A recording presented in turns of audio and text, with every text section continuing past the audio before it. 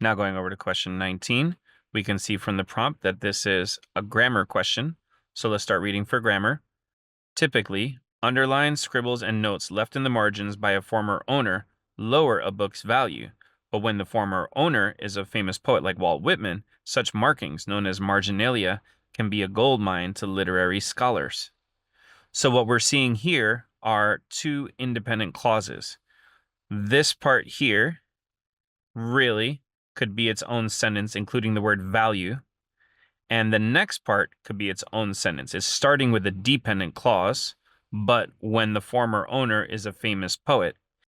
Now keep in mind, a clause will always have a subject and a verb. So for instance, an independent clause would have a subject and a verb, and it would sound like it finishes. If we said, John jumped, that would be an independent clause. But if we added a weak conjunction at the front, that would make it dependent. For instance, if we said, since John jumped. And a weak conjunction is a word like since or because or after.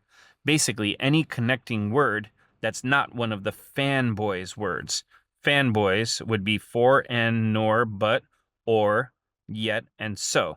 And fanboys words have a special function, which we're going to talk about in a second. But for now, notice that the first part underlined in blue is an independent clause. The part underlined in green is a dependent clause because it says, but when the former owner is a famous poet. And another reason why this is a dependent clause is because if it started with the word the former owner is, that's a subject-verb combination. The owner is, just like saying, John jumped. So in any case, that's a dependent clause.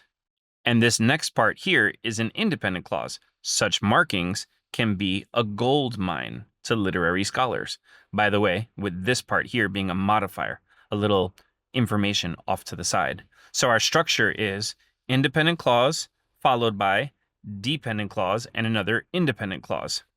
Now, what's really happening here is that this entire second part, the dependent clause, the independent clause, including the modifier, that whole purple part is behaving as if it were its own sentence. So all in all, the blue part could have been its own sentence, and the purple part could have been its own sentence. And we have a rule for that. When you have two independent clauses, there are two ways you're allowed to join them. You can use a semicolon. So here, between the blue and the purple parts, we could put a semicolon. Or you can have a comma fanboys. You can say John jumped, semicolon, he fell, or John jumped, comma, and he fell. And we talked about fanboys being the stronger conjunctions that are reserved for this situation, for joining two independent clauses with the comma fanboys. So if you do have two independent clauses or two things that could function as their own sentence, you have three main errors that you want to be able to notice in the way that they're joined together. So if they're joined with just a fanboys only, just a comma only, or nothing at all, those are three errors, and you want to know the names of those errors. That would be a fused sentence, a comma splice, or a run-on sentence.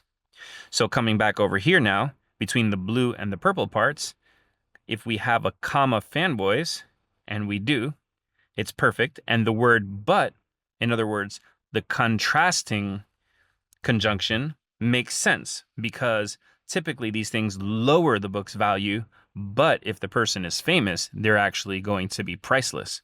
So all in all, the answer here is A.